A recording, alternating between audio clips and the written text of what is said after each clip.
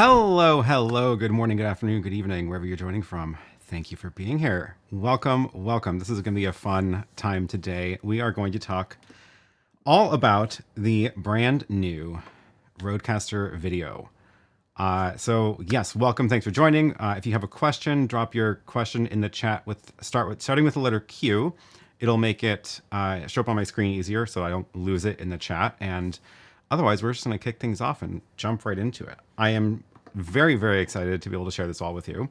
As you know, if you've been watching my live streams, I have been trying to bite my tongue on this for now what has turned out to be months. And so yeah, it is time. It is time to show you how this works. And welcome to all the new people in the chat. I turned off subscribers only mode so we can actually please be nice. I'm gonna keep an eye out for the drive-by spam, and I might have to turn it back on, but we'll see how it goes. Must feel so good to finally spill the beans, says Gwen. Yes, yes. Okay, so what is the RØDECaster video?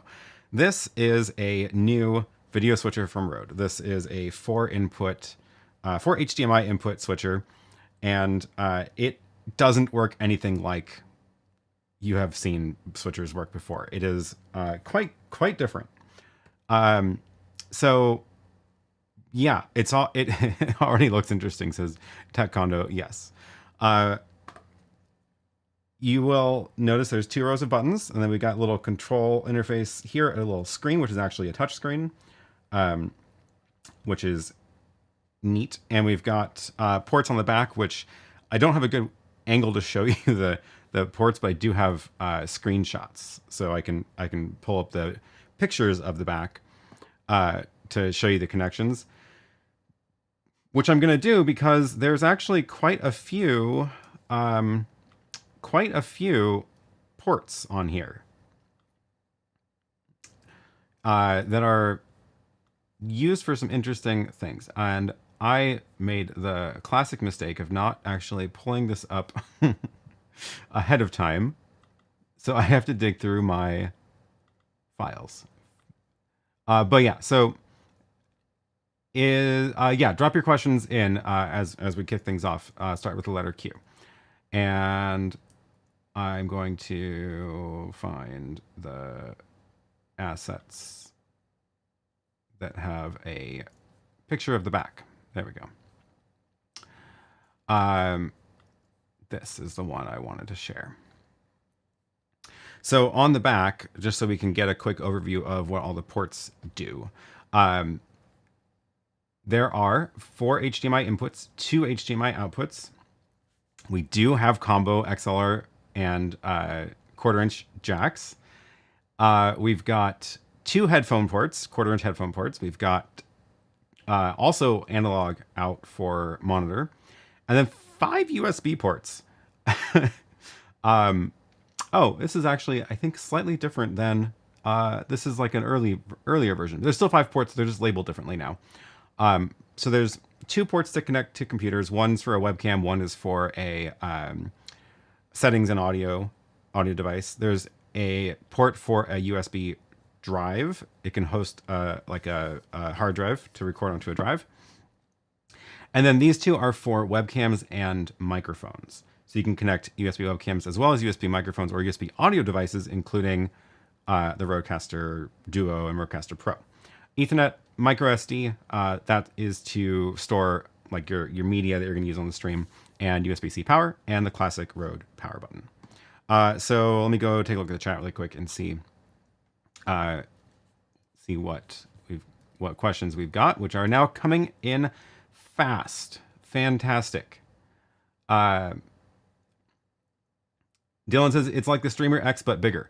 It is nothing like the Streamer X, frankly. The Streamer X is really just a capture card, but this is multiple video inputs, layouts, all that kind of stuff. That checks quite a lot of boxes. It does. This is what happens when they actually consult streamers. Yes. Okay. Yes, good question. Does it have ISO recording? It does. So you have to set it up to do that. You can go to the settings here, go over to the multi-track, click in. So you can see I'm navigating by scrolling this left and right, and then I can click into one of these by pressing it. And we do, in fact, get ISO video options. So you can record either just the one program that you're streaming or all of the angles. And then we also have the option for multi-track audio. So that's, again, if you want to record multi-track or send multi-track out the USB. So you can have multi-track on everything, which is great. And I can actually show you what that looks like on the computer because I did a little test recording already to the drive, and I'll show you what the files look like because that's kind of useful too. Where's my Finder? Let's go over to a new screen. Oh yeah, and I also want to show you the software for it. That's another important thing. So if we look at what's in the folder, it'll make a project. It'll make a folder for each time, each like session. So when you hit record, it'll create this folder, and then this is everything that gets recorded into it. So we can see we've got the 6 camera angles. There's, again, 4 HDMI inputs and 2 USB video webcams that you can add. So it'll record each of those cameras separately. It records your main program that you streamed and all of your audio sources that you've turned on. So you also get WAV files for all of the individual audio sources. So yeah, great ISO options on this.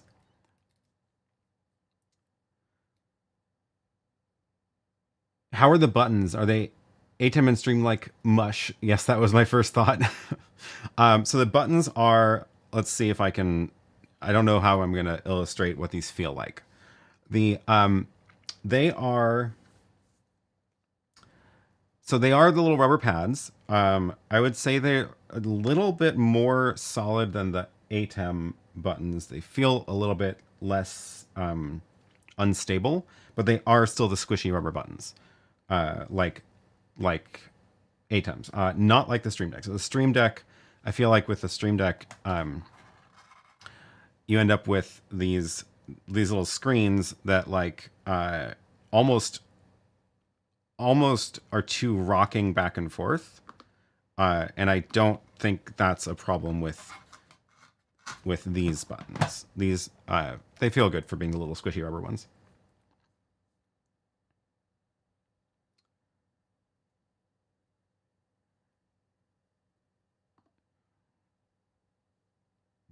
Does it have USB output that can be used for Zoom? Yes. So if you plug it into USB from your computer, then it'll be a webcam in the computer, so you can bring it into Zoom. Guessing not 4K HD only, correct. It is not 4K. It is 1080 everywhere. 1080 inputs, 1080 stream. Yeah. They could have made a much larger display. Looks like a lot of room up above the buttons. Yeah, I don't really feel like it's not really a problem because it's not, there's no video on the screen. It is just for control. And yeah, so it doesn't really feel like it's too small. So this is like how you configure the audio. You go in, change the audio channels. You can choose, I should talk about audio because audio is honestly a huge feature of this. So I mentioned you can bring in USB microphones if you want, but the other audio is, of course, the XLR jacks and then USB microphones, audio from each of the HDMI channels, but it also has a wireless receiver built in. So you can actually take a Rode wireless mic like the Interview Pro and pair it directly with this. So you can see you have to first choose which audio channels you want to turn on, and so you can choose which of the HDMI inputs you want to bring audio in. It's actually got a Bluetooth receiver also. You've got 4 different options for bringing audio in through USB. So the 1 and 2 are for connecting to a computer. So if you have your computer connected over USB, then you can bring in your computer audio that way, or USB microphones. So, yeah. So once you've turned these on, then you get all the audio features that you would get in a RØDECaster, of like the audio effects, the well, when I dive into the computer software, you'll see a ton more features. Is there a super source? Yeah. Okay. So this is one of the really cool things about this. You can kind of see my screen here. I'm going to show you this really quick while I push the buttons, but then I'm going to switch into showing you the direct multi-view. So down on the bottom are the basic camera switching features. So you press to change angles. Makes sense, right? Up here, these are like multi-purpose buttons. So right now they're set up to do these scenes. And yes, this is basically super source where it's side by side. I don't have scenes set up to make any sense here, but we'll change those in a second. I've got 3 scenes saved, and then you've got 7 total. They're multi-purpose buttons though, so if I'm down here and I want to, for example, add an overlay, I would tap this overlay button, and now let's see. I think I only have Lily's logo set up in here for the overlay, but now you can put like a little graphic in the corner, and then if you tap this button, this is the media button, which can be used for either showing graphics, like full screen graphics like that, which it's not a good full screen graphic. It's there for a background, or it can actually play video clips or sounds. So I have a video clip loaded up here, and it's going to play that back. And that video clip is on the micro SD card. So you can jump over to that. So if I show you the actual screen here that we're looking at, the audio is going to be delayed now because of the cameras and the processing and all that. Sorry, but now I can show you the you can see the screen better here, right? So jump into media. We can set any of the media. We've got the overlay button, and we've got the layout button to create these custom layouts. Let's go to the chat here really quick. Will it work on Linux? It should work on Linux in terms of being a webcam, because it's just a UVC webcam. Browser source, currently no. There's no browser source in it right now. One of the things they did mention when I chatted with them is that they have a lot of plans for new things to add. And this is a pretty flexible architecture, so they can ship new features into it with firmware updates. So it's like a combo CPU and GPU and FPGAs all in this box, so they can actually do quite a lot on it. So I wouldn't be surprised if we do get a browser source in the future. Gwen says, I didn't see a Resolve or Premiere project file in your recordings folder, guessing no created project file cuts. Correct. Right now, there is no project file that you can use to re-edit. You just get the raw video files. But again, that might come in the future because they can update this. Does it have scalers? Can I add 2 USB cams? Yes, I don't remember the exact stats on the scalers, but yes, it should support at least frame rates and some resolutions. Can you share the internal wireless receiver feature connected to the Rode Wireless Pro? Yeah, so you can, oh, and somebody else asked, I saw, how many wireless mics it supports. I don't know where that went, sorry. Oh, there it is, from Lance. So 2, the answer is 2. If you go into the audio configuration, you can turn on 2 wireless channels. So like if you don't need audio from, well, I'll clean this up a little bit. Let's get video clips. I don't need the combo jacks. We'll do wireless, Bluetooth, and that's good for now. So yeah, once that's there, you've got your wireless here. You go into the settings and tap to pair. So now it's waiting for a transmitter to pair. And if I take out the little Rode Wireless Pros, tap to pair, and then let's do that. It should sync up. Oh, this one's already paired with something. Let's try this one. There. Oh, there it goes. So now we've got this paired. And then I should be able to do it to a second one also. Oh, it was already paired. That's what that was paired to. So again, I've got the 2 microphones in here now, and if you look at the multi-view, you'll see the audio levels from both of them are now showing up. So that's pretty cool. The specs on B&H say it's a 20-channel mixer. That would require some explaining. 20-channel audio mixer, I assume, is what they're talking about. Let's see. Let's count. So there's I can turn on the up to 1, 2, 3, 4. Let's see. Actually, those are mono. So let's do stereo. Wireless, wireless, HDMI, HDMI, HDMI, HDMI, and now I've run out. Yeah. So maximum channels, and I have 1, 2, 3, 4, 5, 6, 7, 8, 9. 9 sources. Does that add up right? 1, 2, 3, 4, 5, 6, 7, 8, 9. 9. Each of those is 2 channels. So that's 18. I guess that makes sense. I'm not sure what the extra 2 are.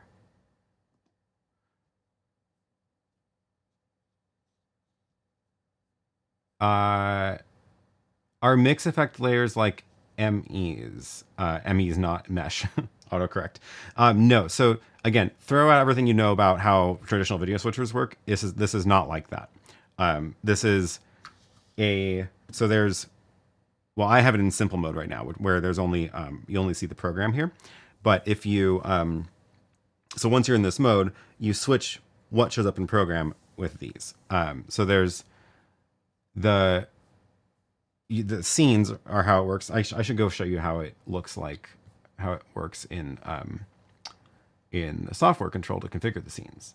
So if I go over to Rode Central, Rode Central is how you can configure this, and you can do a lot more in here than you can do on the physical device itself. So Scene Builder is where we can start doing a lot of the configurations of these scenes. You can actually do some of this on the device. I should probably show you that first. So in the, let me do this one.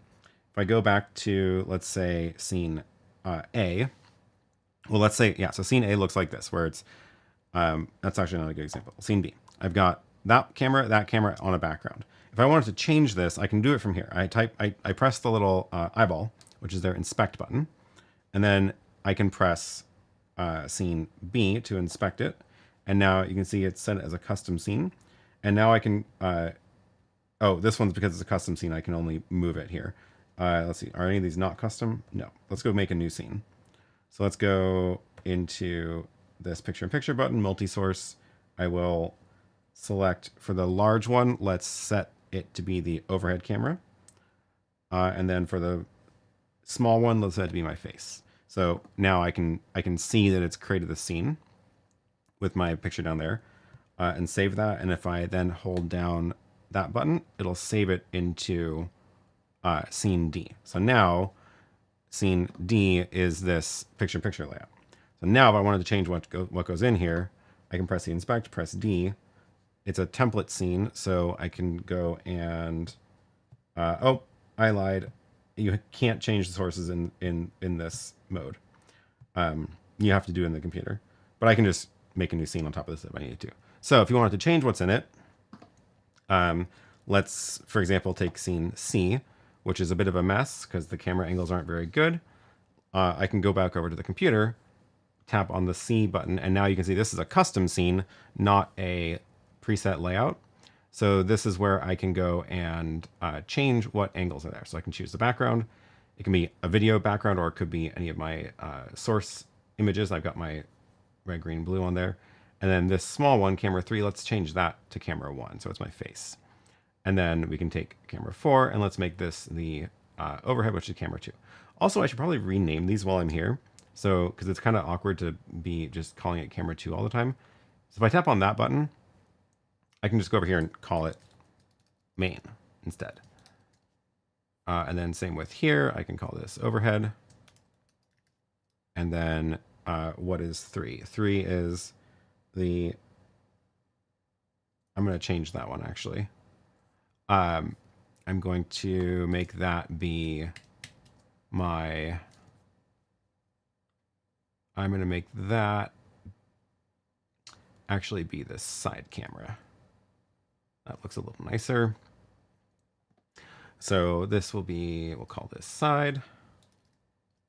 And then 4 will be the rear. Great. So now when I'm doing these layouts, I can, oops, did camera 2 not save? Now when I'm doing the layouts, I can get them to be named cameras instead, which is a little bit nicer. So, yeah, so now I can just go and like, now that it's in custom mode here, instead of one of the preset templates, I can move these around all I want. I can scale them down. I can scale them up. I can crop it in the sides if I want. I can change the layer order. I can, so this is really, really great because this basically means it's like, this is like the super source feature in the ATEM, except it's a visual editor and it's just much faster to make these layouts. But this way you can use it for like side by side of a computer screen next to a presenter, use it for conferences and stuff like that. So that's the scene builder in Rode Central. This is also where you upload graphics, so you can drag graphics into here it can be video clips, sounds, backgrounds, and then you can use them as backgrounds here. Great question from Matt.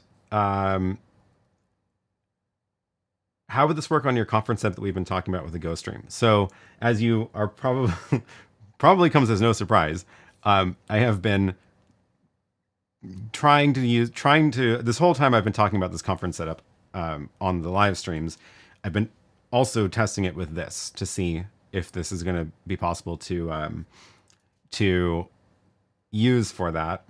And so the conference setup, for those who are new, is I'm trying to solve essentially just a simple use case of a relatively small room where we've got 2 cameras, like a close-up shot of the presenter, a wide camera of the room, bring in slides from the presenter's laptop.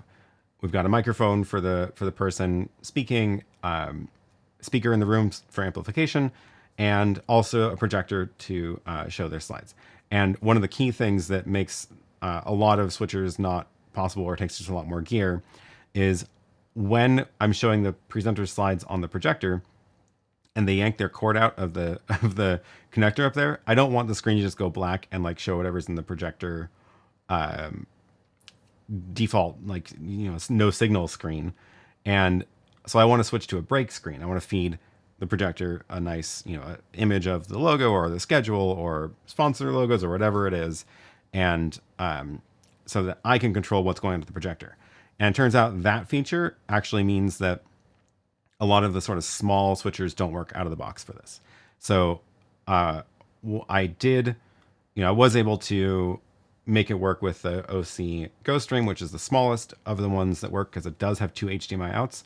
The ATEM Mini Extreme has 2 HDMI outs also, so that is possible to use for that. There are 2 HDMI outs on this. However, right now, they can only be assigned to multi-view or program. So if you go into the settings here and go to, where is it? Device. No. Video. Yeah. HDMI A, HDMI B. Right now, the only options are program and multi-view, so I can't use this to feed a projector. I have asked them if it's possible to add a feature to route one of the inputs or one of the media into one of the outputs as well as like an aux router, and that would let me do this. So that feature I need them to add before I can actually use it by itself in the that sort of live conference setting. In the meantime, I just have to add another small switch for the projector separately. So great. Okay, let me scroll back through the questions here. Can I see the back of the device? Where are the fans? I don't really have a good way to show you the back of it right now just because it's set up kind of delicately on my desk. There are fans. They turn on kind of loud when it first boots up, and then I haven't really heard them. I believe the fan intakes are on the sides here. So yeah, not on the back. I don't hear it right now in front of me, and it's been on for actually since last night now. So that is, yeah, I don't hear it at all. It's not making any noise. It hasn't been streaming overnight, but it has been on.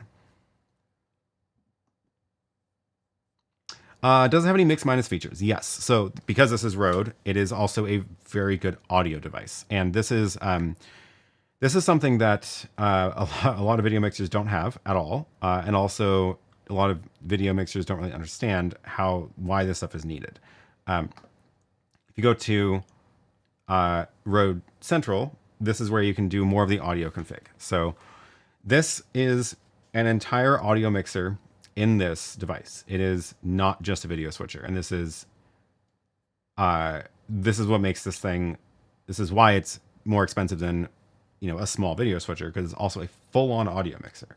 So let me show you what I mean by that. First of all, we have what you'd expect from the RØDECaster, which is its audio processing features. So we've got these quick little presets. We've got advanced features of turning all these on. So gain assist, and then also these options are slightly different depending on if we're talking about wireless microphones or Bluetooth or I turned off the XLR. I should bring those back. Combo jacks, you can reorder these if you want to, which is nice. And this dragging them around here also makes it rearrange in this view. So like you can see I have a lot of audio turned on, and that's actually kind of distracting. So let me turn off the ones I'm not using, right? I can turn them off here, and then it cleans that up. So with the combo jacks, we've got different options here. You can tell it presets for their microphones. So if you do have like one of their, like the pod mic, you can tell it that, or Shure SM7B, and it'll kind of default to what that needs to work, which is cool. So yeah, full audio options here. But what about Mixminus? Okay, so the other amazing audio feature in it is that you get all of these different audio mixes that you can create. This is all the outputs. So your live mix is what's alive. That's what's going out on the stream. But you can actually create a separate mix, for example, for recording. So let's say, right now it defaults to live mix. And cool, that makes sense. Great. So I can record exactly what goes out on the stream. But let's say you have background music that you're playing on your stream, and you don't want to record the background music. You can go create a custom mix for recording, and then you can just turn off wherever your background music is coming in from. Let's say it's coming in from HDMI 1. So now we're recording different audio than we're streaming, which is great. So that's useful. The other really cool thing in here, and this is where we get to the Mixminus question, is yes, every audio output that also has a corresponding input has a Mixminus. So Bluetooth, for example, if I pair my phone to this, then my phone sees it as like a Bluetooth speaker. But if I go into a video chat software or like phone, then this will send the audio back to the phone. And of course, you don't want to send the caller's audio back to them, so you can choose Mixminus, and it defaults to Mixminus for all of these. So if you just plug it in and use it out of the box, it just defaults. So let's see, USB. I think I've changed this one, but USB 1, Mixminus, USB 2. These are where you plug in a computer. So again, if you're sending audio, if you're doing a video call in your computer, then yeah, it's Mixminus out of the box. And again, you can create custom mixes for all the outputs as well. USB 1 is special because it has the two virtual devices. So if you plug in USB 1 to your computer, you get different audio mixes you can create back to it. There's headphones as well. So if you want to monitor your headphone, if you're recording somebody else, it makes sense you want your headphone monitor to be the live mix. But if you're recording yourself, you may not want to hear your own microphone, right? So then you can create a custom mix and turn off your microphone in your headphone monitor. And that way you don't hear yourself and you're not distracted by yourself. Same goes for the monitor output. So if I plug in 1/4 inch outputs into speakers in the room, now I can choose what we want to hear in the room. So if I'm using it for a live event and I have a wireless microphone that somebody is using at the stage and I want to power speakers in the room, I can make sure that their microphone is sent out through the monitor mix. Maybe I want the video clips to be playback a little bit lower, or whatever, right? So I can mix the monitor speakers separately from what's being streamed. But if you're using this for streaming where you're not amplifying the audio in the room, but you do want like remote guests or sound effects in the room, then you maybe would turn off the audio from the microphone, and that way you don't cause feedback. So it's just super powerful that you have all of these different audio mix options. So every output that it supports can be mixed separately, which is a huge deal. There's a question here. Is that audio delay that I'm seeing? Yes. So that's another important feature here, which is actually kind of difficult to get right for people who are new to this. Every HDMI camera is going to have some amount of delay of the video feed out the HDMI port. So my cameras are somewhere around what is 6 frames. And that's why, like, when you're looking at, I think this angle, so see how this screen is my overhead camera piped into that screen, and it's different. You know, it's lagging behind what you're seeing on the stream because my cameras have a delay out the HDMI port. So by the time it gets into the RØDECaster, this video is delayed from real time, but the audio is real time. So if I'm using a microphone and I'm speaking into the microphone, the audio is ahead of the video. So I need to delay the audio to match the video. So that is where you need some sort of audio delay feature in your video switcher in order to compensate. And it can be kind of hard to get this right. But what Rode did is actually pretty clever, where like once you set it, everything just works. Like you don't have to think about it again. So there's one audio delay setting, and it's here, and you can choose either frames or milliseconds. So I've got it set to 6 frames, and that was just based on some measuring I did. And actually, in a video that I just posted, it went live at 9. I do an actual demo of that, so you can watch that video. So once you have your audio delay set, everything just works. And let me explain what I mean by that, because it's actually kind of it's confusing, and no other video switcher works this way. So we've got audio outputs on this, right? We've got audio out the headphone jacks. We've got audio out of the 1/4-inch jacks for powering speakers in a room.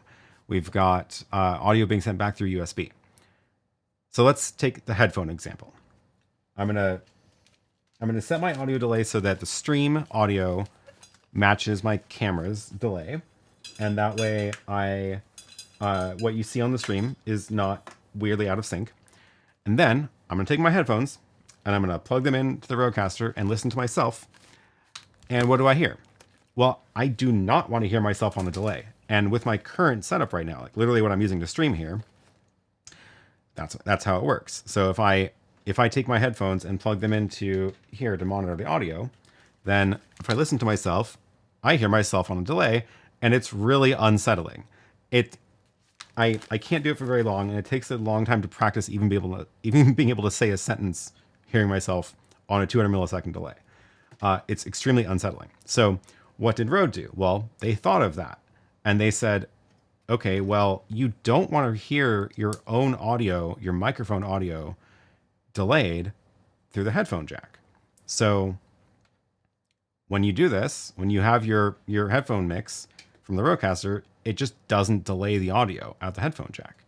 So and again, like you don't have to think about it. It just works this way, which is exactly what you want. So actually, there's not just however many audio mixes this is.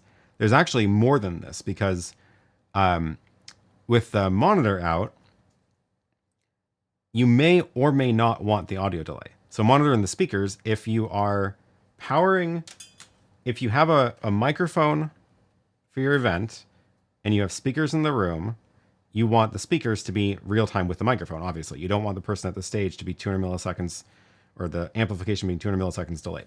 So for that mode, you need the audio to be not delayed out the speakers. But if you have video clips that you're playing back into the room, you need that audio to match the video clips. So again, it's actually making a different mix with different delays for the different sources. And they just did it right, and it just works, and you don't have to think about it. So this is what I mean is like this, what's hidden behind this is a ton of thought that has gone through it and gone into it. And now you don't really have to worry about it. And all these things that would otherwise have caused problems in other switchers just work. So that's, yeah, I'm impressed. I was when I was testing that out. Okay. More questions. Kirk says, thanks. This is a detailed review. Well, thanks. There's more. But if you are curious, I have actually like better put together videos now on the channel that go into the features in a more concise description. But hey, this is what you get for watching live. We get the all over the place version of this, of talking about it. Okay, let me go to the Q&A box. I'm sorry I have not been doing a good job of keeping up with this. Okay, wow. Okay, ISO recording, we talked about that. It is a RØDECaster Pro combined with a multi-input video switcher. It clearly is. Yeah, so there's, Rob, there's no browser source right now. It's definitely something they could add in the future, so I wouldn't be surprised if we see it. But right now, there's no browser source available. So to bring in graphics into this, you need to do it how you would in any other video switcher, of use OBS, send out the video over HDMI, things like that. The stream on B&H shows much more. I have no idea what they're streaming. I almost went over there. I couldn't make it work with my schedule, sadly, but Tom Buck is over there. I hope he's having a good time. Did I test if the Pocket 3 webcam out works on it? That's often problematic. You know what? I didn't actually. I did try the OBSBot. Oops, that had a USB cable plugged into it that I didn't notice. This is the OBSBot. What is it? This one is the new one. Tiny 2 Lite. So this does work. I plugged this one in. Let me just do that really quick again. Let's see. Yeah, so the 4 and 5 are the webcam slots, and if we do that, we should see it. Once it boots up, we should see it in a second. Hello, little camera. Oh, the B&H stream is like a panel, but they did a teaser with features. Oh, that makes sense. I should have done that. That's smart. Why are you not going?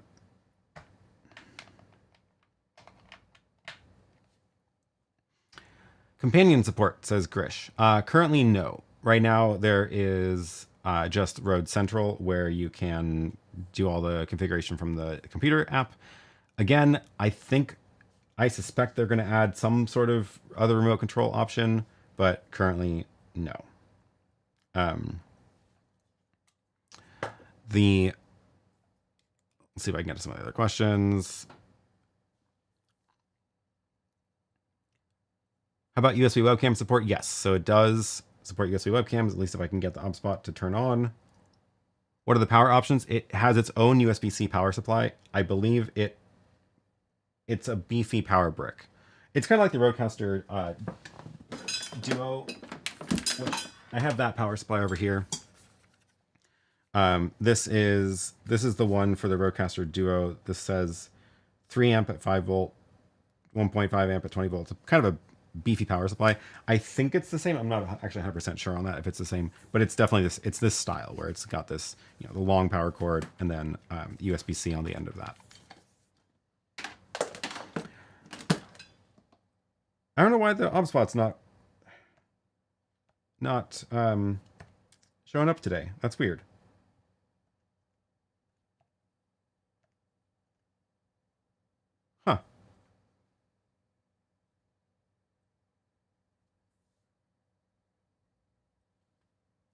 It's not recognizing my gestures either. I wonder what's going on.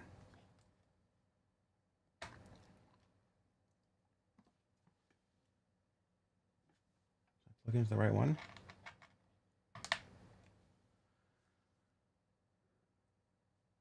The scene approach is just like the Director Mini. Yeah, it is very similar to that. Matt asked about timecode. I don't see any mention of timecode in this. No. Hardy Media, at $1,200, do you think it competes with the ATEM Mini Extreme ISO? Yeah, so it is a similar price to the Extreme ISO. I think that it does compete definitely with the ATEM Extreme ISO. Obviously, there's a lot of differences. There's more inputs on the ATEM, but this supports USB inputs also. This has way more audio options compared to the ATEM, which is probably the biggest difference that you would get between the two. Will it scale 4K camera inputs? I don't think so. I'm trying to remember the spec sheet. I don't think it does. Does the blank space on either side of the program and your multi-view get filled with anything? Oh yeah, I should mention that. So I have mine in simple mode right now. So it's like instant switcher. So you tap on it, button, and it goes, right? There's also the mode for like a traditional switcher. So if I go back into, let's see, I think it's, I always forget which ones these are in. Video. So HDMI-A, frame rate, switching. There it is. Switching, instant, or studio. So if I go into studio mode, then we get preview and program. So now when I tap a button, it puts it into preview, and then I have to actually press cut, and then it goes into program, and then it switches back. So this works like more like a traditional switcher. So if you're used to that, or if you want to be able to build up your scenes in the preview before they go live, you can do it that way. So let's actually try that. Let's go say that is the overhead. Yeah, so now that I'm building this scene, it's building it in preview. So if I'm actually streaming live and I don't want to, and I didn't set up my layouts ahead of time, or I have something I want to do on the fly, if I'm in studio mode, I can build the scene in preview. I can tweak it until it's right, and then save it, and then I can go and cut, and now it's brought into the program. So yeah, that makes sense. So this is now it's using the full space of the screen. Oh dear. Yeah. So that's cool. And then I should also mention the other layout features. So there's these presets for layouts. And I just showed you picture in picture, but there's a ton more.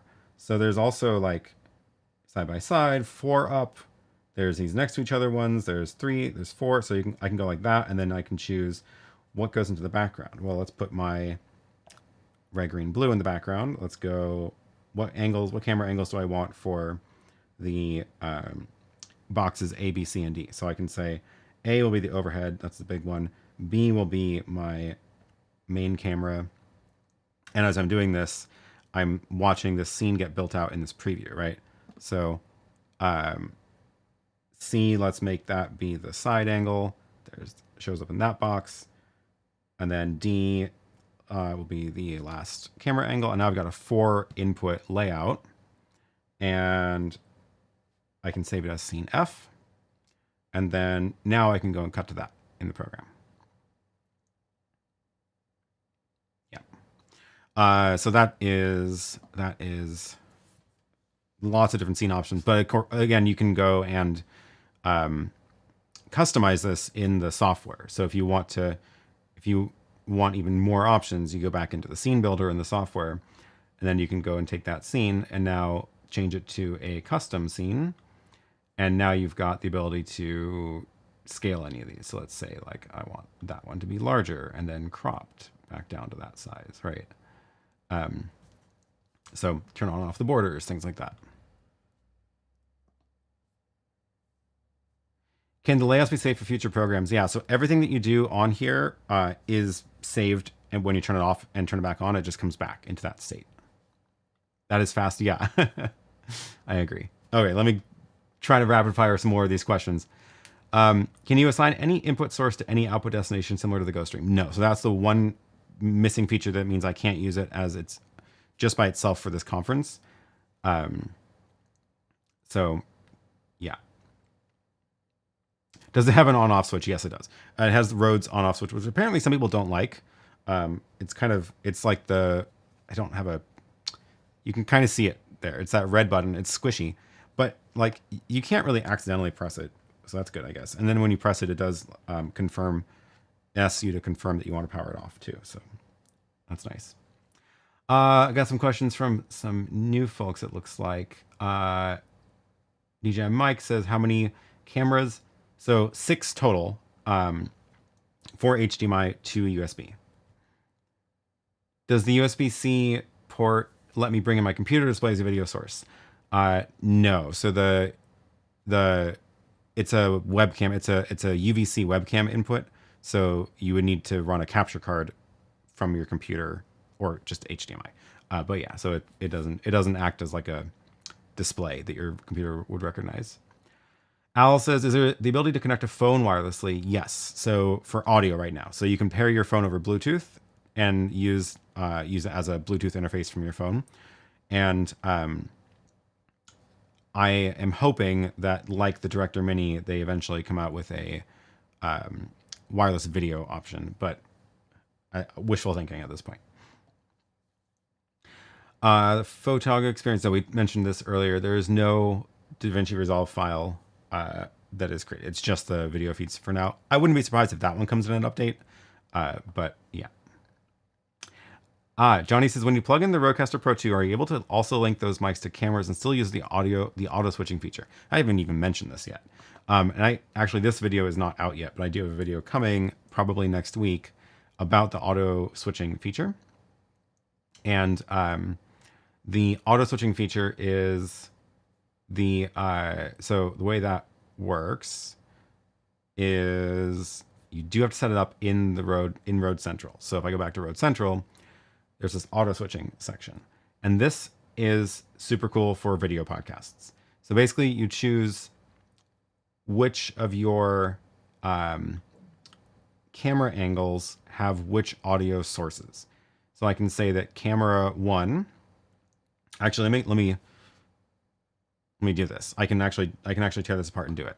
So what I have here is, right now I'm running all the video through it that's from my my main setup, but let me take these out and replace them with these cables, which are my test clips. So I've got a video podcast being played back right now. And if I plug these in, we can actually try that out. So 1, 2, 3, 4, and then I do need the audio. The one trick with the audio here is that this is a limit of how my test clip playback works right now, is that I need to bring in the audio into the XLR jacks, combo jacks. So let's do that, and plug this into the player that is playing back the test clips. Okay, so now that I've got that rewired, let me show you what I'm looking at here. So now we've got a little video podcast going on. I'll show you the multi-view so we can talk through the scenes. So we have 4 cameras. There's the wide shot. Let me get out of studio mode, actually. Switching, instant. There. So we've got the wide angle of both of us. We've got a close-up of me, a close-up of Lily, and then a shot of my computer screen being shared into this. So typical video podcast setup, right? And the audio, I need to configure the audio sources now. So let's go into here. Let's go configure the channels, and I want combo 1 and 2, and I don't want the wireless ones. Those are going to be distracting. I do want video clips and sounds, and I don't want HDMI audio. And I don't need Bluetooth, so let's just turn that off. Clean up the screen a bit. Great. And then because I'm pedantic, I'm going to rearrange these because I want the two combos next to each other. So if I go back to the audio setup here, I want to move that there. Great. Video clip sounds. Okay. Oh, geez. Combo 1, 2. Great. So that is the way I want it now. And I can see I have two audio sources there. And this is... Something doesn't look right. Something looks like it's missing. Where's my headphone jack? Let's give this a listen.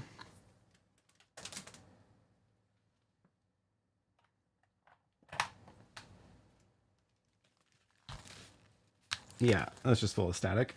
What's loose? Something is loose. I have this little video player back here playing back. Oh. No, yeah, that was the right one. So playing back, I should be playing back the podcast. Is that the wrong audio cable? I thought that was the one I had used. It's funny because I just filmed this video.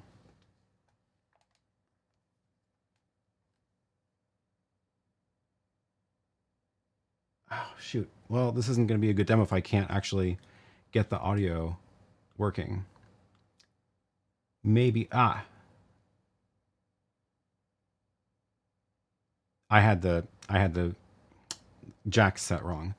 I have to go into here and change that not to the pod mic. Needs to be line input. Great. Okay, now I've got good audio. Beautiful. Okay.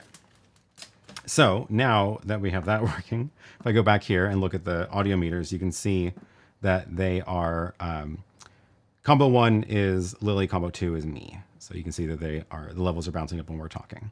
So now we can set up video follows audio for a video podcast. So for a video podcast, you might have like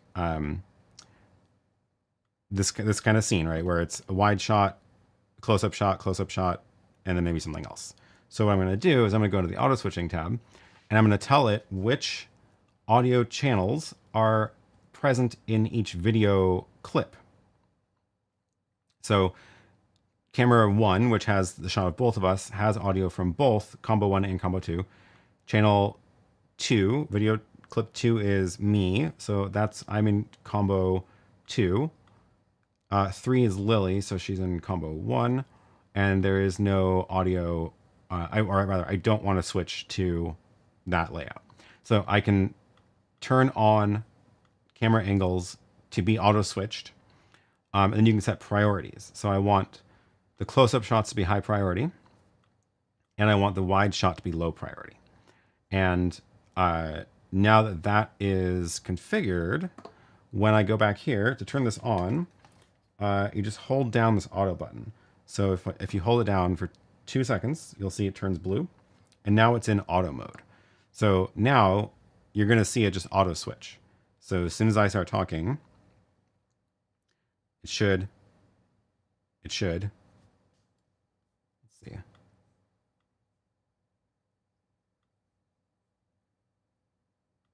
Actually, it looks like the audio levels are a little bit too low. That's why it's not triggering it. Let's see if, I think I need to turn up the gain on them. Yeah, let's try that. Let's try that. 30. There it goes. Okay, so as I talk, it's going to auto switch to me, and then it'll cut back eventually if either we both stop talking or if Lily talks, she can steal it back. And it's just going. It's switching the podcast for me now. Like I don't have to do anything. And again, if I'm recording this and doing the ISO recording, then if it made any mistakes, I can always go back and edit because it's got the original videos all on the drive also. So great for a video podcast.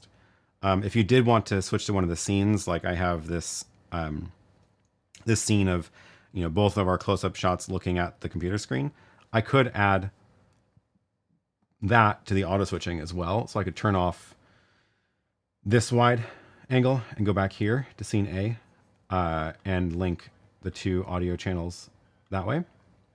And now when it's doing the auto switching, it's going to switch to this as the wide, which is pretty cool. Yeah, so it's just going. It's going. It's making a video podcast all by itself.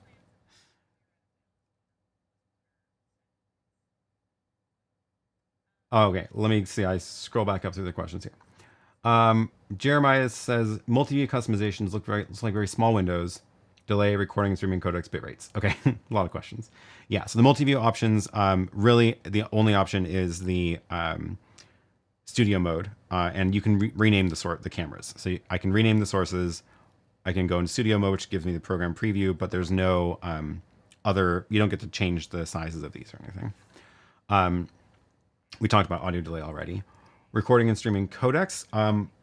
There's no options, so I guess I can look at the drive, and I'm assuming it's H.264. Yeah, so if I look at the file that's been recorded, it is H.264 HD video. I can hear the podcast through that microphone. Let me turn these down. Okay. Recording, streaming, codecs, bit rates. Yeah, for the streaming settings, I haven't even gone into that yet. This is just, there's so much here. Stream profiles. You get low, medium, and high. I haven't actually confirmed what bit rates those are yet. So maybe we can try. What I can do is I can actually stream this to my studio. And let's do it that way. So source, I'm going to stream to this RTMP server, and we'll get some information about that. So back in Rode Central, I can go add a new profile. We'll call this studio, and then it's going to be 70.77. I think it's /live. I should double check that. Yeah, that looks right. And that's the stream key. Save that. Studio. Now I should be able to go live with this. So back on here, if I go to tap that, profile is selected as studio. I can also change which profile I want. Let's do that and then go live. Okay, great. Streaming. And that means we should see stream details on this device. It is sending. Oh, we don't get bitrate information in this view. Just codec information.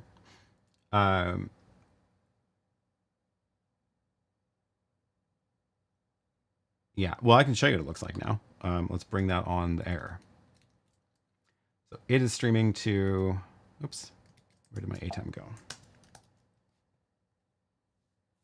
It is streaming into this little ProConvert box, and that should be, yeah, should be visible here. So that corner, that little image in the corner is what's being streamed by the RØDECaster. So if I am doing scene switching, cut to the close-up myself, I've taken over switching now. So I'm doing those cuts, but if I wanted to bring auto switching back, I just hold that down until it turns blue. And now it's doing auto switching. Oh, wait. I turned off the audio. That was smart. Let's turn this back on. I'm just going to turn down the headphone jack. That's what I'm going to do. Great. Okay. So now it should be doing auto switching. Let's see if I stop talking ever. There it goes. Talking about faucets. Where was I? So yeah, I don't have a good way with this setup to show you the bit rate of the streaming, but I can do some tests on that later. Okay, other questions here. NDI support? No, not right now. I don't see any NDI mentioned. Yeah, Matt also asked about NDI. I don't see anything about NDI mentioned. I do not know if that's even on the roadmap for them or not. Does it take RTMP, SRT, or NDI inputs for guests or wirelessly controlled cameras? Right now, no. The input options are USB and HDMI. I suspect some sort of remote option, video option in the future. I don't know exactly what to expect. I don't know whether we're going to see SRT, NDI, or what, but I do suspect we will see some update in that regard.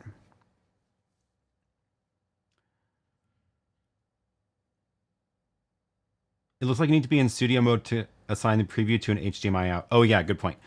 So I'm in the basic mode right now. There is no preview, right? Because I press a button and it just cuts. So that makes sense that there's no preview output because there's no preview. But yeah, if I go change this into studio mode where I do get the side-by-side preview program, then I should now also get the preview option in the HDMI output. So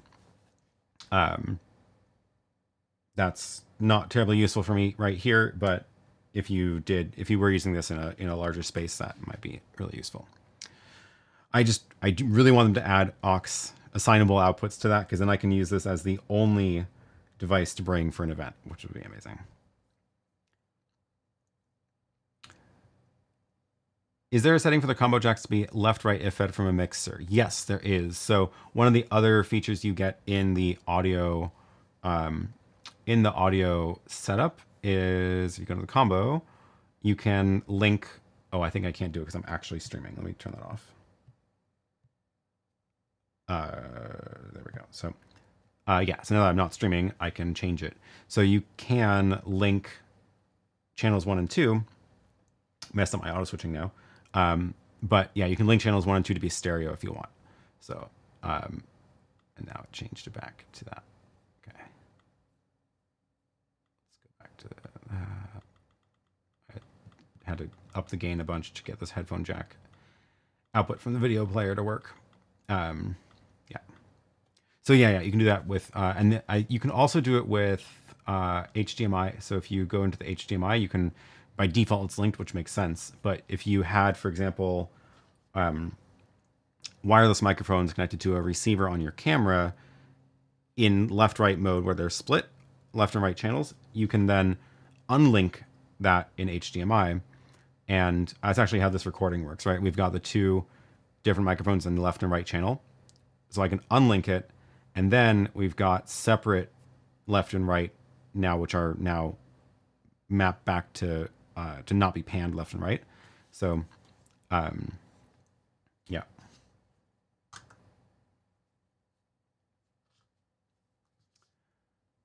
Again, just lots of audio options in here. It's great. Can it be controlled by companion? Currently, no, but I wouldn't be surprised if that is possible in the future.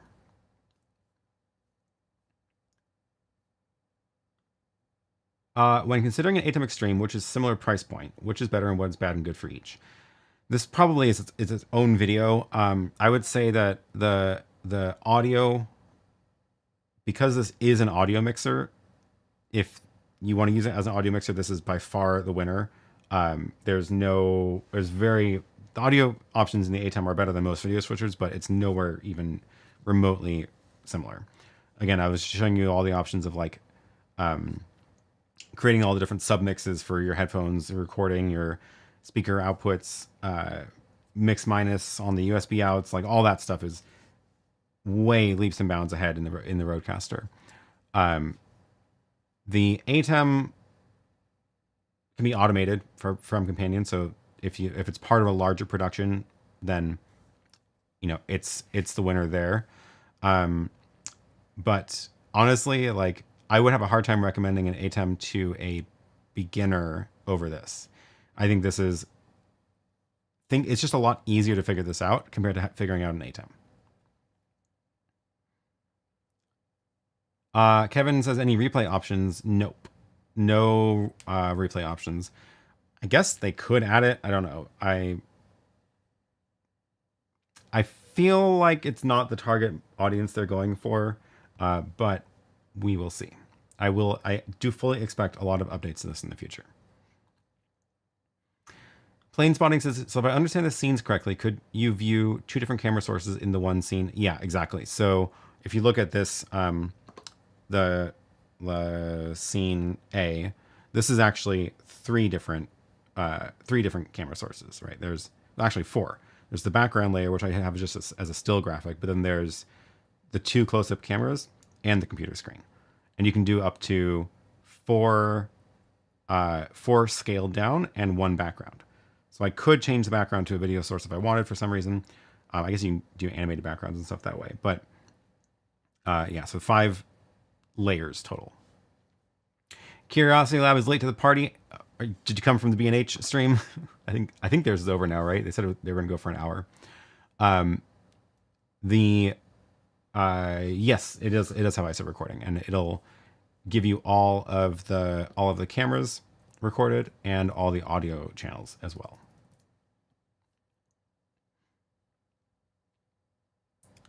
Scenes are up to 4 sources. So yeah, so it's 5 sources, but one is a background layer that you can't scale.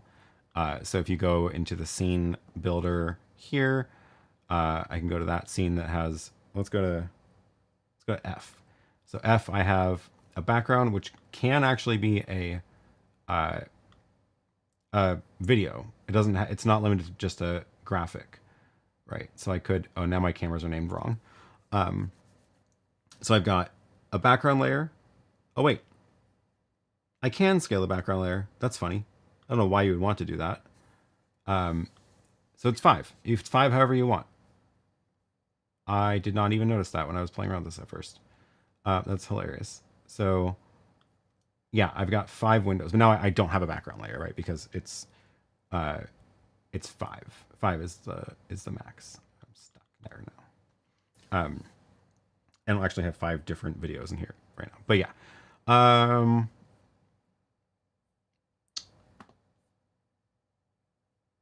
We'll be able to do alpha key. So right now the keying is chroma keying. So chroma keying, there's no like concept of bringing graphics in with an alpha layer already. If they ever add NDI support, it probably will.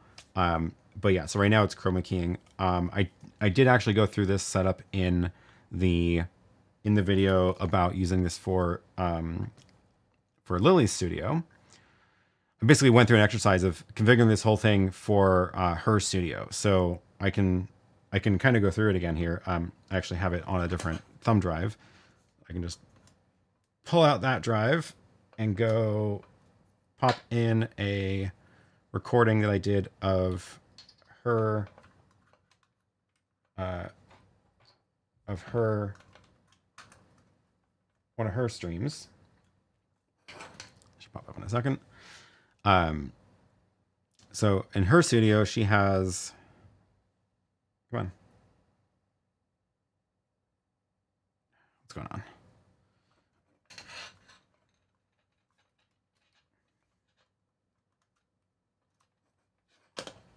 Let's just try that again.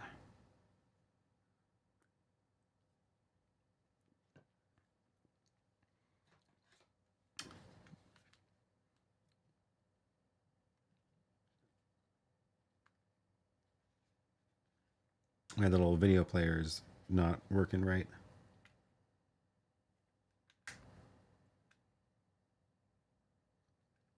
Let's see. Let's try that.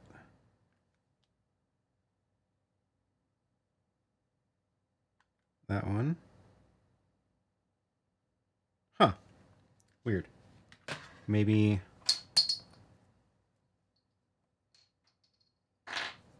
I don't know why that one's not playing. Darn. Well, you'll just have to go watch the video I already made. Then. I'll go back to this one.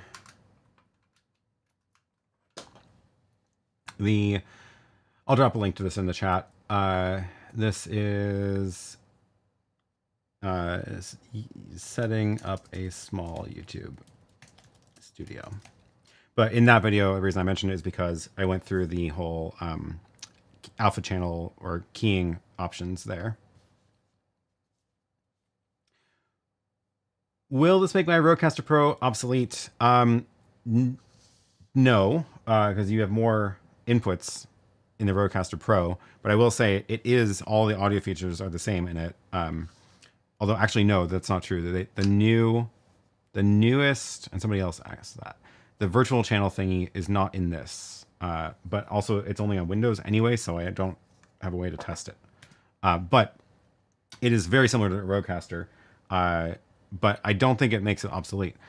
I think there's still a lot of, like, there's no, you might notice there's no controls for audio on here, right? It's all done in the software. So if you want physical controls for your audio, then get your RØDECaster, put it next to this, and plug it in over USB and bring in the USB audio that way. NX3D is in the chat. Do you think a stand is needed? Wink, wink. Okay, so this is a great question. I was thinking about this. I do actually think that this is pretty usable the way this is. I don't think it needs to be tipped up like the ATEM does. I don't know if you can tell from, maybe it's better in this angle. It does have a slant already, and this is actually pretty usable. So I don't think this part needs a stand, but you might notice there's one other really awkward thing on my desk here, which is this monitor. I want to put a monitor in front of this, but like it's in the way of all these cables. So there's this giant mess back here of cables with the monitor stand somewhere back there, and that's the problem. So what I actually want is a little stand that goes basically on the, I want the monitor to be right on top of this. I want to put the monitor there, right? That way I can still get to the cable without the monitor being in the way. So it actually needs to be some sort of thing that just like, it's just like a monitor stand that happens to be the same size as this, or like straddles it or something. So that's the stand that I want for this setup, because it's really awkward having this monitor back here in the way of all of these cables. And this stand is also, this is just like a little weird, it came with something. What did it come with? It came with, I think it came with a smaller monitor than this. So it's like, this monitor is clearly too big for it, and it wants to fall over all the time. So yeah, you can see how awkward that is, wedging it in there. So that's what it needs. That is what it needs. Cool. Where was I? Finally, a combo device for handling webinars together with streaming and recording. I think so. Does the XLR mic support phantom power? It does, yeah. There's an option for 48 volt power, which I saw in here, audio mixer. It's set to instrument, so you don't see the option, but if I change it to like one of these, then we get the power option here.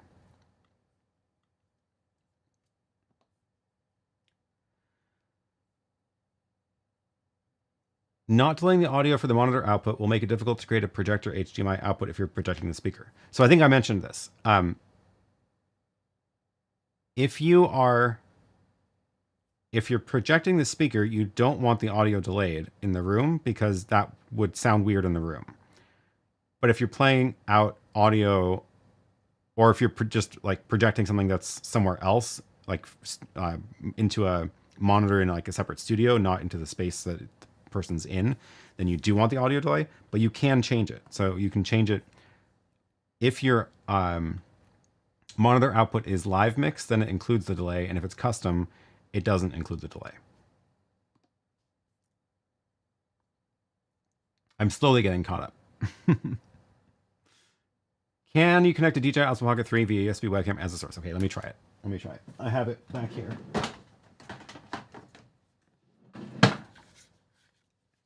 Let's find out if this works. I should be able to go to, where did that cable go? Okay, I hope this is the right cable first of all. USB 4. Should I switch this back to my live inputs? Sad the other video clip didn't work. I must have done something wrong. Let's get those out of the way. 1, 2, 3,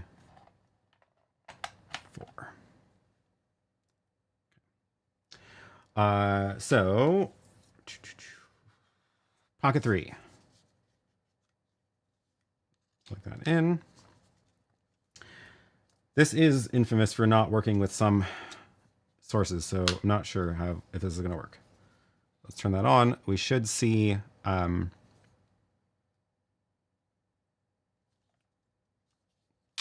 battery dead? Oh, there it goes. Webcam mode. Great. Preparing webcam.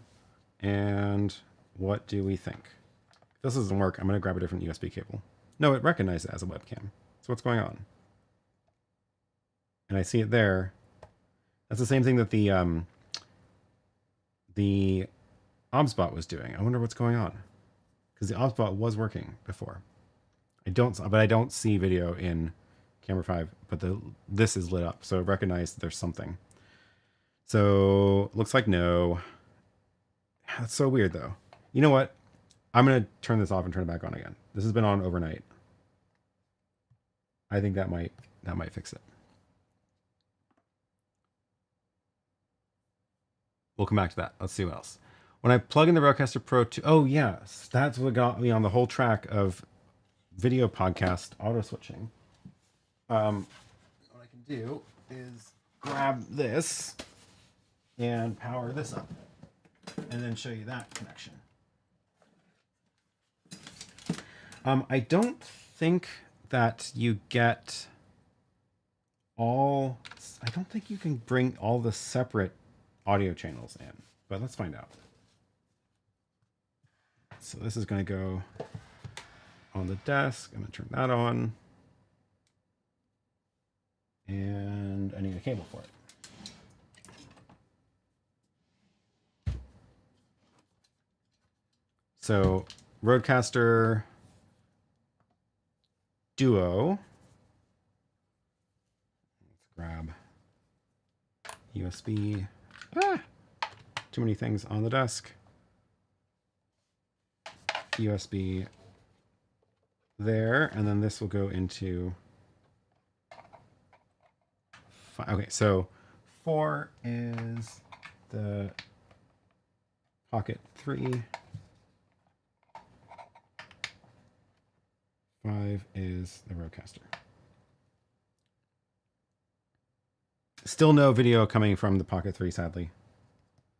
Okay, but let's go into the audio and turn on USB 5, which is the RØDECaster.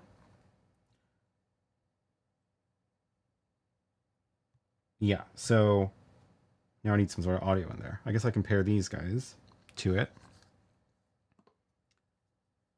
So wireless, pair new device, and there it goes. So we have that audio channel here, and then we need to do outputs.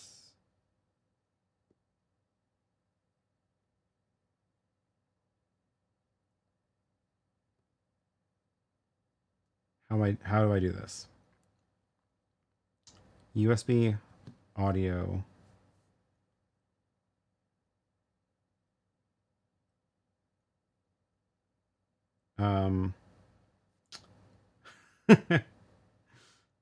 Where is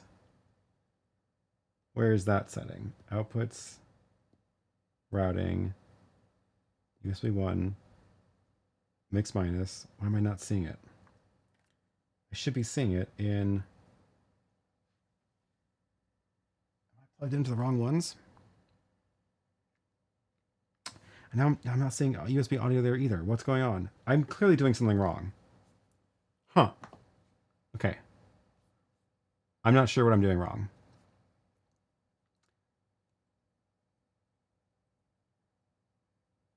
I need to adjust the output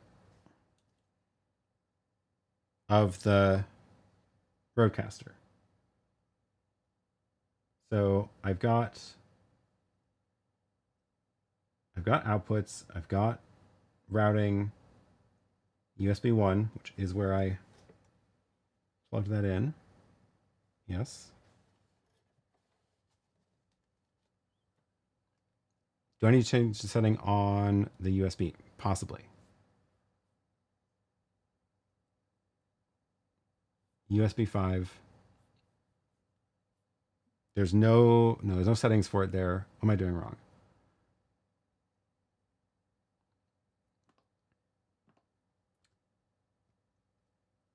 Let's make USB 1 the main mix, and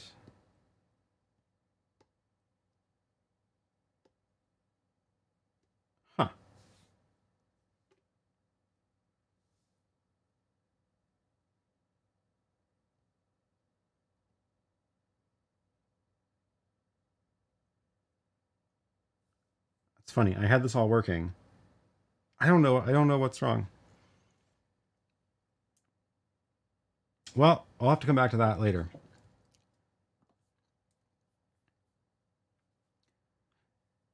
Maybe USB 2 from the Duo. That's true. Let's try that. I actually don't remember which one I used before. Oh yeah, that's working now. So I guess that answers that question. So I do see audio now in USB 5, which is coming from this microphone. And I guess that means that there is no multi-track audio connection between the two. So I can't do camera. The question was, can I link the mics in the RØDECaster Duo to camera angles in the video for auto switching? It looks like no. So if you're going to do auto switching, you get 2 channels between the two. That looks like how that works. Now I've got so many cables on here on this desk. Still don't understand why the Pocket 3 isn't working. Let's try a different USB cable.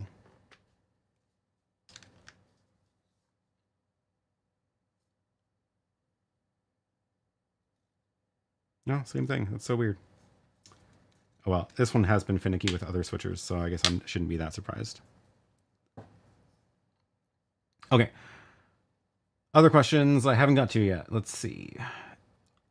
Good question from Jeremiah. I just wonder if timecode integration from the Wireless Pro is coming in the future. That is a good question. Any remote video features? Nope, not right now. No wireless camera inputs right now. Connection says, when you did audio follows video on your channel a couple years ago, it worked really well when you delayed the change of a camera by a couple of seconds. This is a huge feature. Now we see how much pressure you've been keeping in. Must be nice to let the air go. Yes, absolutely. I've been holding this since January. Oh my gosh.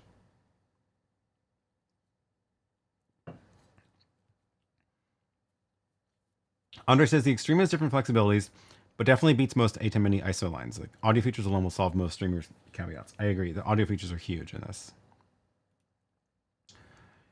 Gwen, good question. Do you think you'll personally use this device for your studio or client jobs? It has cool features, but I'd probably pick the ATEM or Duet over this. I think that this might actually be what I bring for the event next weekend. The one downside is I need to feed the projector with something else other than this, because there's no separate video routing out to feed a projector. But if I bring just a small switcher or even an ATEM Mini for the projector, then that would work fine. But the audio features in this are great. So it's either I'm going to bring this or I'm going to bring the RØDECaster Duo.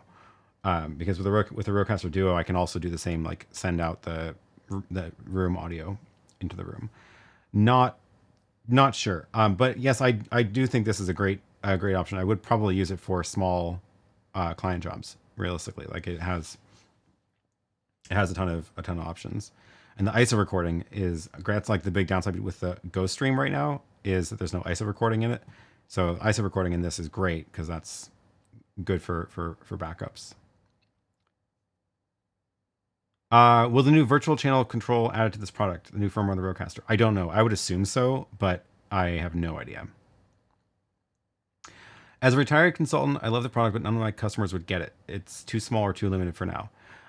That's interesting that you say that. I wonder, I'm curious what kind of work they're doing, because I feel like it's actually, it's simplified so much of the things that normally make these kind of switchers really complicated to use and set up for people. Again, if you're used to working in a broadcast studio, this is going to look small.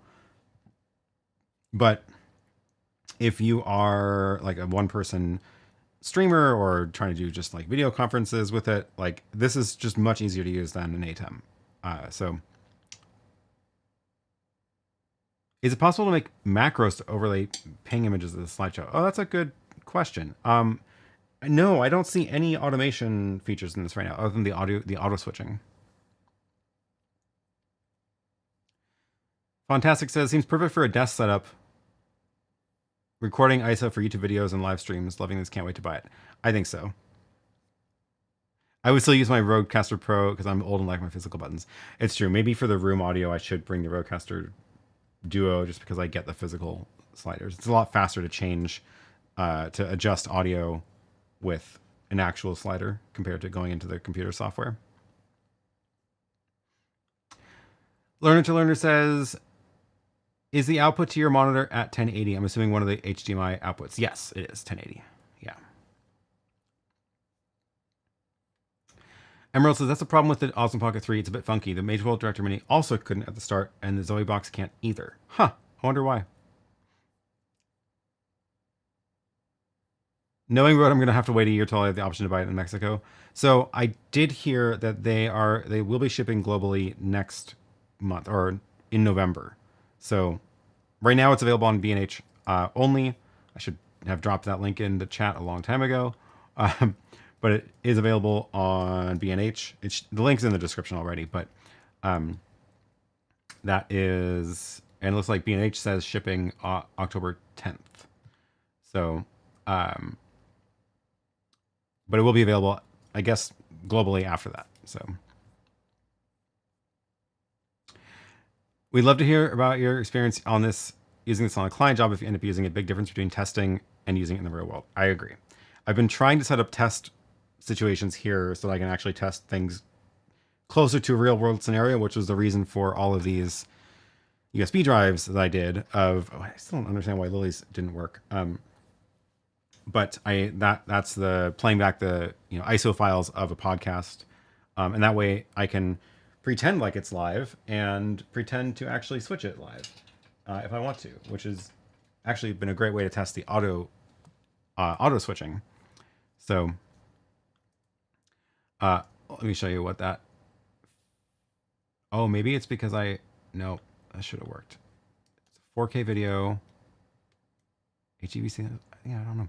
On this thumb drive is this video file, which is a 4-camera ISO recording of Lily's live stream. So her main camera, her overhead, the cats come and eat their dinner at some point, and then her iPad. So I can play this. The theory is, I don't know why it wasn't working. I play it through this little video player, and then I can split this back out into individual HDMI signals, and that way I can pretend to switch a show live. And it's as soon as I do this event next weekend, I'm gonna grab the ISO files and that way I have an actual event I can test it with again later. Probably won't be able to actually show that stuff live on the stream just because it's an actual event, but I can at least practice it. Zolt says, hats off to what I saw here today, even though I've been streaming for 15 years myself. I agree. I think it's a huge improvement. Great content, well explained. Thanks. Well, thank you. Oh, Benjamin says, how many videos can you load into the switcher? So I think the limit is on these. So there are 7 media slots. So those are the ones that you can those are the ones that are ready to go. So if I do that, bring it on air, it's like, you know, instant playback. So I can load 7. I can have more on the card, on the SD card.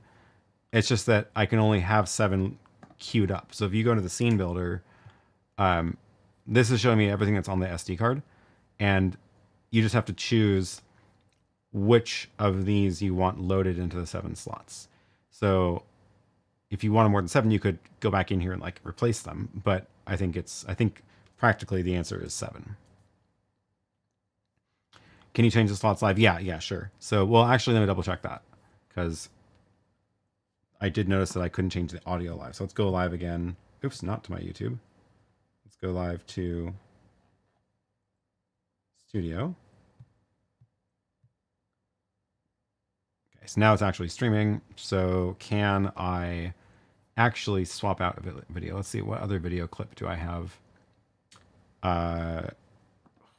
What could I don't have a good short.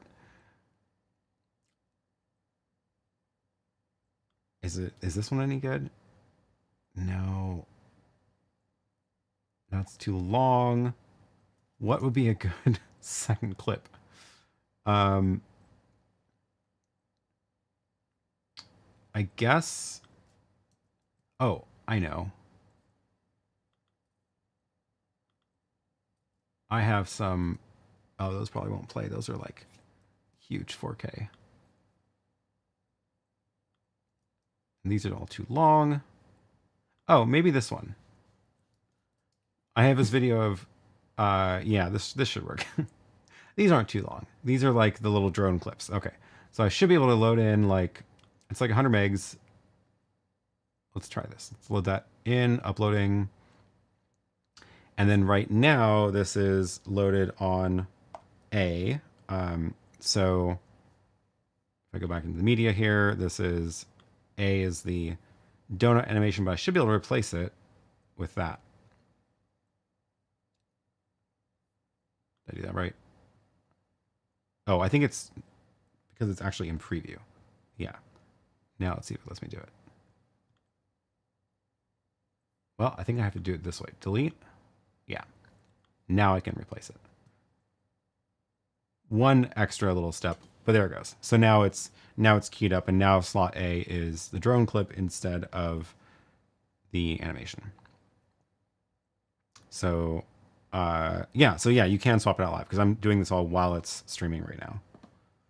I want to go back into simple mode because it's just a little bit less clutter on the screen. So that's cool. Is there a loop on video playback? And if so, is there a split-second pause at the end as it loops, or is it truly seamless? Duet sometimes pauses, which is annoying. Let's find out. So there is a loop option, and let's see. We've got, I can see there's, it's showing me a little progress bar. Like you can probably see it better there.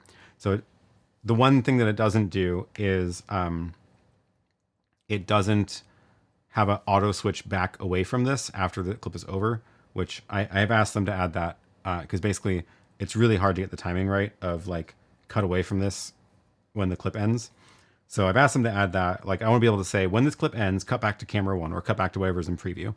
So they'll probably add that. They seem to agree with it. But let's see how the seamless playback is when this gets to the end here.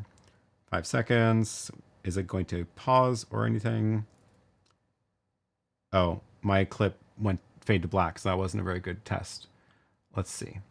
This one, do they all fade to black? Oh gosh, that's too loud. That one, yes, it did. That's not going to be helpful. How about this one? Okay, that one starts there, and does it end? Okay, it doesn't. There at the end, there is some text on the screen still. Let's try this one. So let's drag this in there. Let that upload. Yeah, it's hard to tell if it's seamless when there's a fade to black. Okay, let's grab that in slot B and then go back here and let's try it. So now we've got it running. this one's 2 minutes long, so I'm gonna have to. There's also no controls right now, so you can't like fast forward it. So we'll see if they can add that later. When you play video, the audio from the other inputs stay on. Is there a way to quickly mute the other inputs while the video plays? Also, no. So this is actually one of the big limits right now of the big limits of this right now is that there's really only one audio mix. And I also asked them about this, and I had a couple of different use cases for it, video playback being one of them. I would like to say create different audio, not mixes, but enable and disable different audio sources based on the scene that's selected. So, for example, if I'm playing this video clip, I want to only have that audio channel enabled, but none of the other ones. And then when I come out of it, I want the rest of them to turn back on. So I think they were open to that. They didn't promise anything, but they seemed open to it. So I will be keeping an eye out for that update because, yeah, that's that would be really, really helpful for exactly this reason. Like, I want the sound from this video clip to be playing right now, but I don't want my microphone on. And right now, in order to get that effect, I have to manually turn off the audio sources, which is fastest in the computer program. And yeah, there's no playback controls either in Rode Central. Okay, coming up on the end, 15 seconds. Switch over to this view so you can get. So it's gonna fade out, but we do have like my little name animation at the end, and there it ends with that, and then it starts back up. I didn't see a gap there at all, or I didn't see a gap or a pause. That looked totally seamless.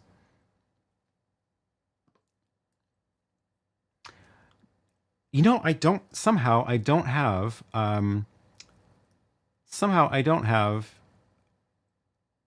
like an animated background. That would be a good thing to add to just have handy, is like a slowly animating background.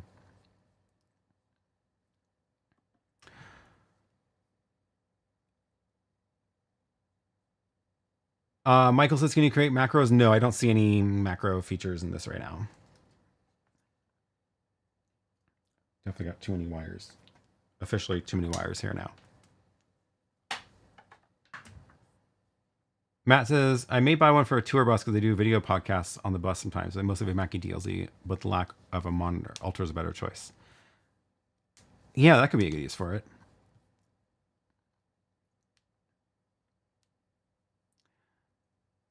Download a stock asset loop for future testing. The problem is it's hard to find assets with a good license, and I'll just make one. Easiest way to do it is like, they're not that hard to make. I'm just gonna make one.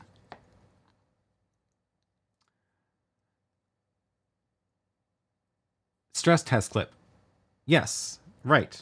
Although I think all of them they're like, the clips that I have are like really long. I don't know if that's going to work. Also, I don't know where they are right now. I might be able to find them. Let's see if that works. Good thinking. Are they on my network drive? They are. Stress test 1080 30. Ooh, it's a gig. It's an MOV, and it's a gig. Let's find out if that works. I don't know if this is going to work. I think it's only letting me drop in MP4s.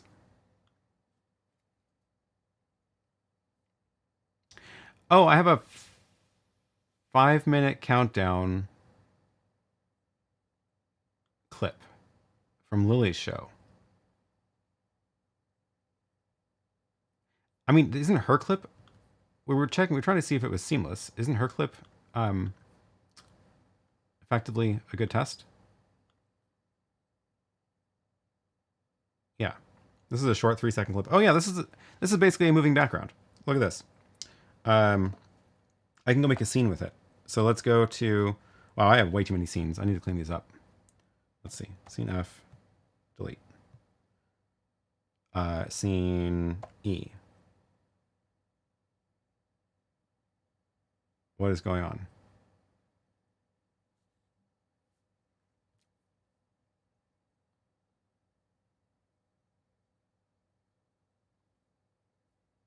Overhead.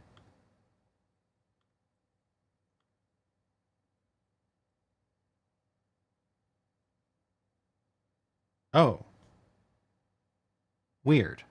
My overhead, my camera 2 input is actually not, it's not just the overhead camera. It's actually got something else going on. That's funny.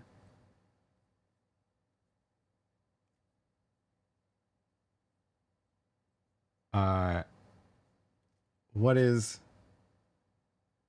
patch? Oops, it's feeding back. It's on itself. That wasn't supposed to happen. Let's fix that. There we go. It was coming from my, it was its stream being streamed into my ATEM coming back into this. Very confusing. Okay, now it's cleaned up. Great. That was weird. Scene E. Let's get rid of that. Let's get rid of B and A. Oops, and A. Okay. Now we've got a cleaner layout here. So what I wanted to do here was change the background on this.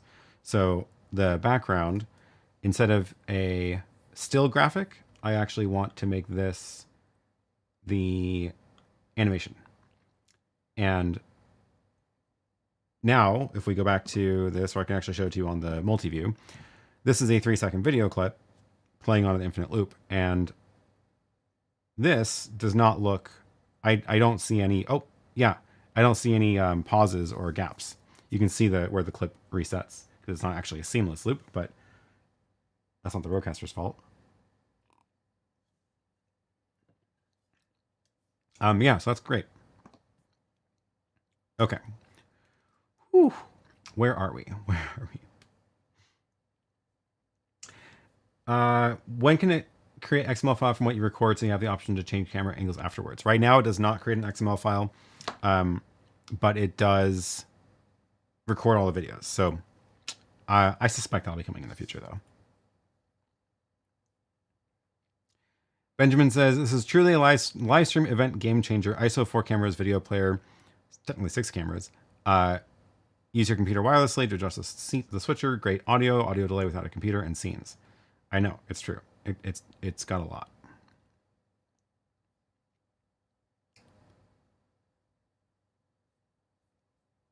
Can you use it with the Mevo Core?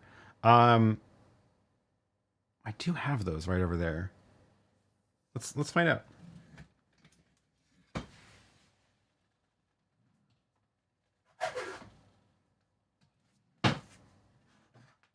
Oh, I hope the batteries are charged. That's the one thing about these. Nope, they're not. May not be able to show this. Let's see if I can give it some juice, though.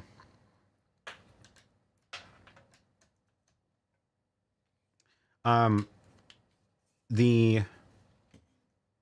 there's HDMI out of the Mevo Core, so you can always do it that way.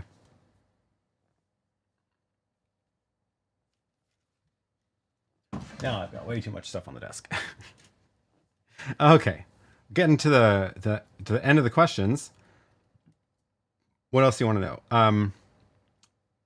Please explain the other video. Connect audio, RØDECaster Pro 2, and microphone. Not exactly sure what you're asking, but yeah. So if you do want to connect do all your audio in the RØDECaster, so you have physical knobs, which is nice, then you can just bring the USB audio mix from this into here. So that's a pretty good way to do it, I think.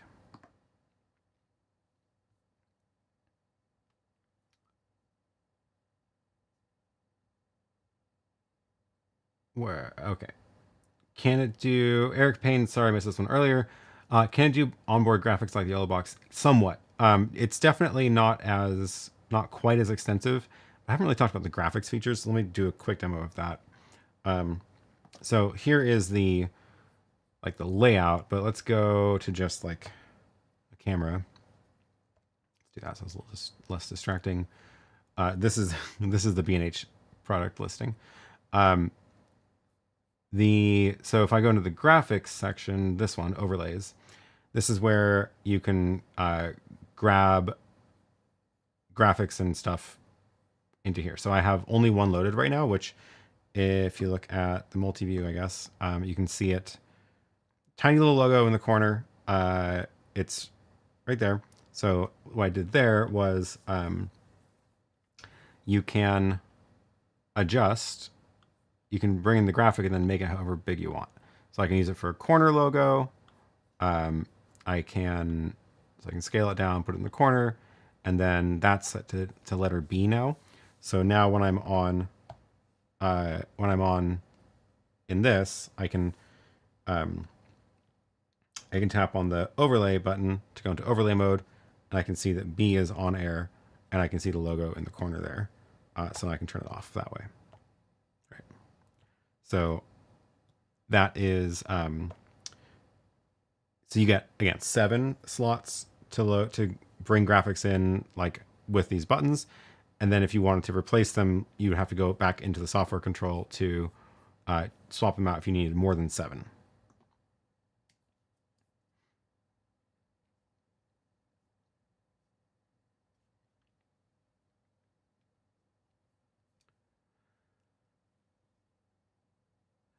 Oh, Jake, good question. Will it integrate with Photoshop for graphics like the ATEM? I have no idea. It's a very cool, weird feature that Photoshop has, or that Blackmagic added to Photoshop, which is a Photoshop plugin to push graphics from Photoshop. It's a good request. I have no idea what I would expect there.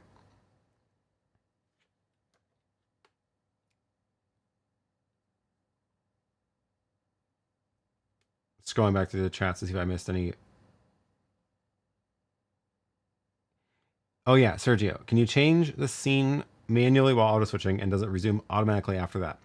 Sort of. So if you have the auto switching working, which I think my audio is still coming in, yeah, so it should work.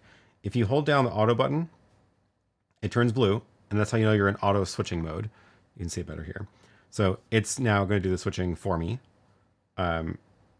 assuming that the audio ever changes.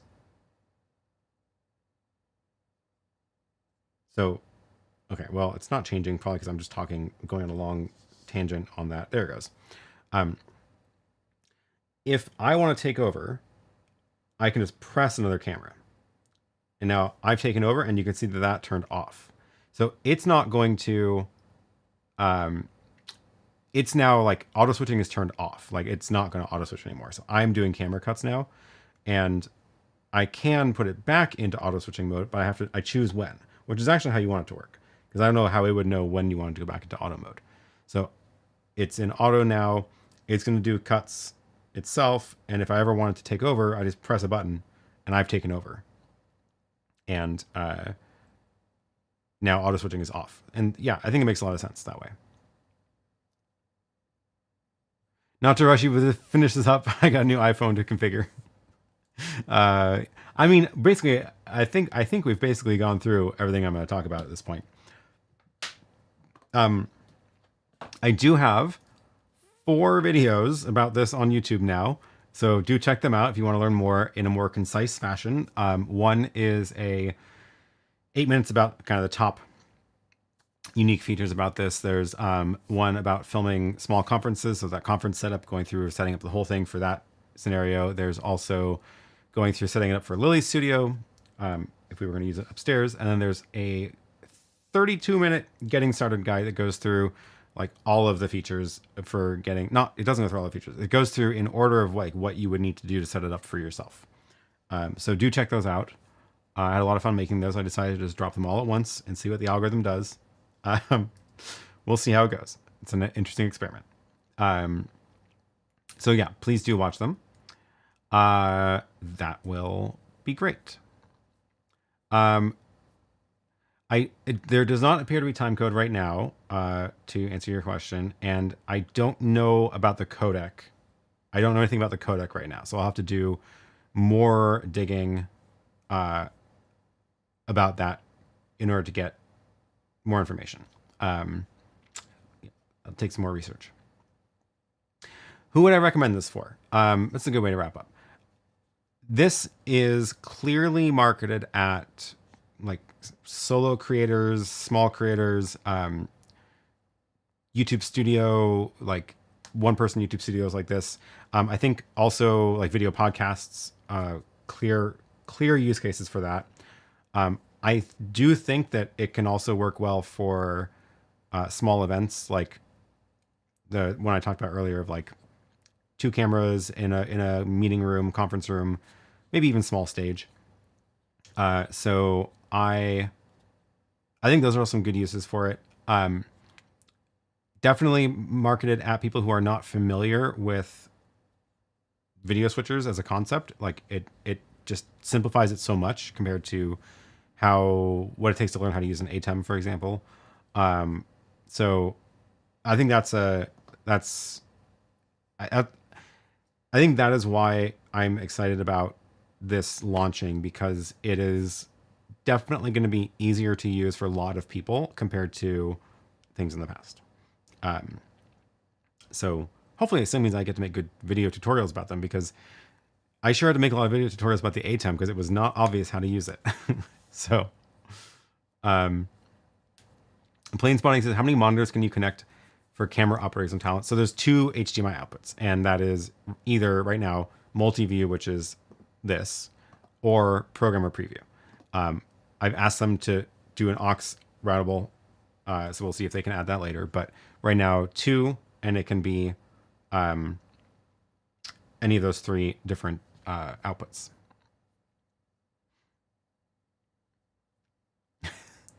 Anybody who owns a Rode mic.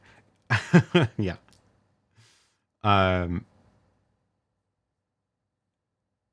True. Yeah. I mean, yeah, definitely. I love that it pairs with the little wireless. Can you use a feed to stream through Microsoft Teams? Sure. Yeah. Some Teams just takes a webcam, so you can plug in the USB out into a computer and bring it into whatever in your computer. Okay. I think this is it. I think we're going to wrap this up. I have to get to a meeting anyways, but we went through a lot on the stream. Again, if you do have any more questions, leave a comment below, or go watch my other videos and leave a comment on those videos. And this has been a lot of fun. Thanks again to Rode for sending this out. I had a lot of fun checking this out. I had a lot of fun at their event in January where I learned about this, and it's been all I could do to keep from talking about this on the live stream since then. So I'm very glad to be able to finally share it with you. Do give this stream a thumbs up. That's a good reminder. Thank you for that reminder, Emerald. Make sure you're subscribed. I will be back here again next week to play around with it some more next week, probably. I'll be setting up for the event next week, so we'll go through that as well. And thank you, all of you who are channel members, for supporting the channel. Thanks to our extreme supporters, Larry, David, and Marcin. Thanks to everybody else as well for continuing to support the channel. It's been a lot of fun to be able to do this. And if you are a member, make sure you join the members only Discord, where now I can finally post more photos of this. And we talk about things throughout the week. I show behind the scenes of rearranging my studio like I did. I don't know if anybody noticed, but I finally got my new shelf back. So now I can have a fun background again. And I was posting updates about tearing everything out on Sunday when I was working on that. Yes, great. Do I feel lighter now? Absolutely, yes.